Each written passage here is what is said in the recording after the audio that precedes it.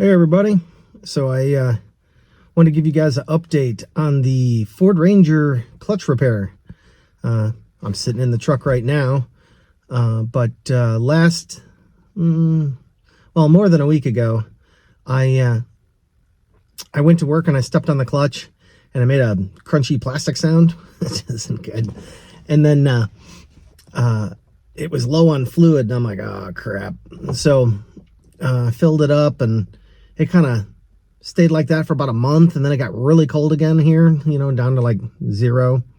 And then, the pedal didn't feel good then either, and I drove to work, and by the time I got to work, there was no clutch pedal left. It was gone. So it like leaked out and, just one drive. So since, I replaced the master, I don't know, what was that, July, August? I can't remember, last year. It was fine. And I didn't really see any leaking around the slave, but I was like, you know what? It's probably the slave, which means the transmission's got to get dropped and I'm like, crap, I can't do that. And, like I said, it's been brutally cold here. So I left the truck parked at work for like 3-4 days, came back on a Saturday. Buddy of mine, it's got a big old, Dodge Ram. So we just went and grabbed a car carrier from U-Haul that was like $50. Just went back to work and grabbed it, and I took it to this place that did the timing belt for this truck too. So Merlin's over by my house.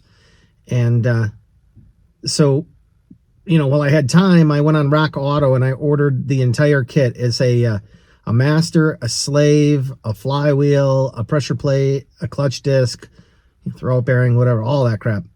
And so we got that, and then I towed it over there, and I spent, that kit was $300. Like I said, it came with everything, even a new flywheel.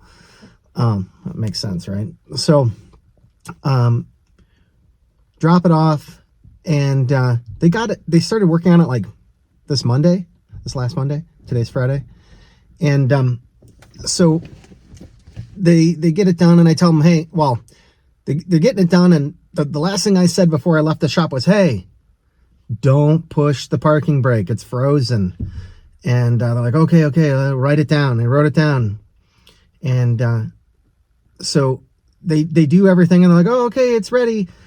The cost, just labor, for them to do this job was $1,500. I mean, Jesus. I remember back in I guess this shows how old I am. Back in the day, excuse me, in the 90s, you could get a clutch job done for $500, so not anymore. So they did everything, and I jump in and I go and I push the pedal, and I'm gonna tell you guys, the pedal is really weird on these Fords. The pedals, the pedal is springy like the whole way, and then the clutch point is kind of more up towards the top.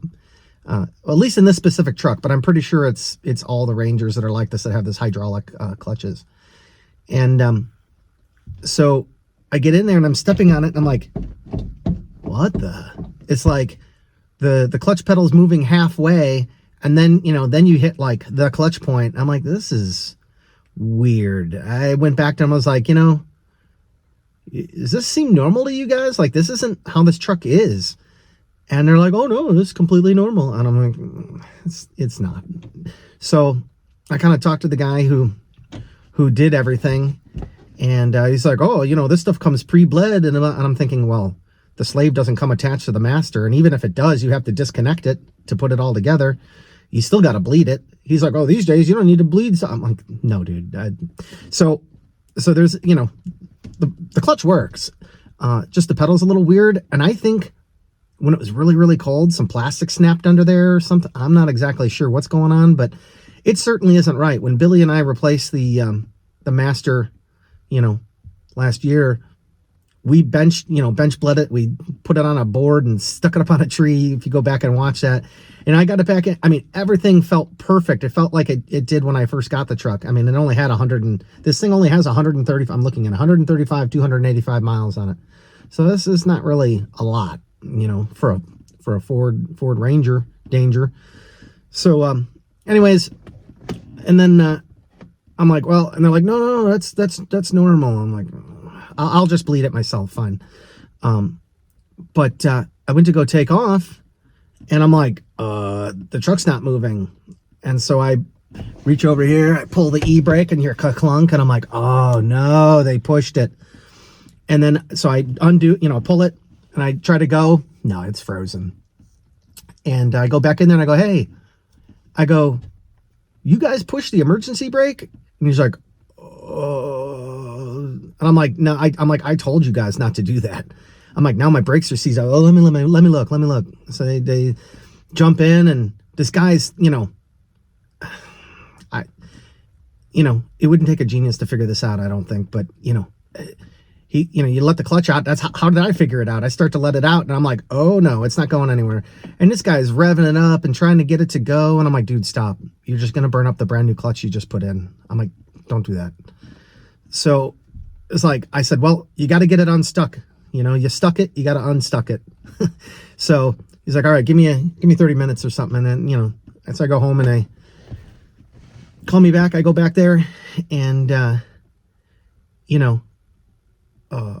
like, okay, it's all done. And then I'm like, okay, I drove home, and everything seemed fine. And I was like, well, what did you do? He's like, well, we just pulled on the cable, and then, loosened it and pulled it and then tightened it back up. I'm like, So I go to work and go to McDonald's and for lunch. I'm backing out. It's fine. I go into gear, forwards. No, my right rear wheel won't move.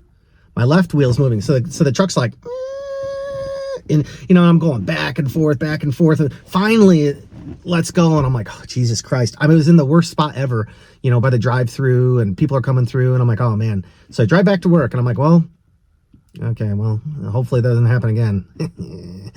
So I leave work, and I back up. It backs up fine. I go forwards. It's stuck. I had to rock it back and forth, reverse to first like 4 or 5 times. Then it finally went, and you could feel that the brakes were dragging. I'm like, So I go home. I park it. The next morning it was Thursday. It was yesterday. And I get in the car, and I try to drive away. It's stuck. And, where I park here, I'm up against the grass and a curb, and Trevor's his truck's right next to me. And the thing's just walking. I'm like, okay, stop.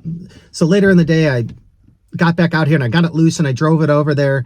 And I'm like, you guys have to do something with this. I'm like, you fucked it. You got to unfuck it, right? So, they're like, well, and I'm like, listen, if it were me, I would just cut the cable. I'm like, I just don't want to be under the truck with an angle grinder, right? I'm like, that's the problem. I'm like, they're like, well, you realize you're going to have to change all that. I'm like, well, yeah, no shit. I never, I haven't done anything with the brakes, and I was I knew that it was bad. I was going to replace it all. And I'm like, so I go there, and, it was back and forth, and they were like, well, we can't cut it. And I'm like, well, you have to do something, because you did this. I told you not to. So, the technician who worked on the truck came out, and he was just like, I'll cut it.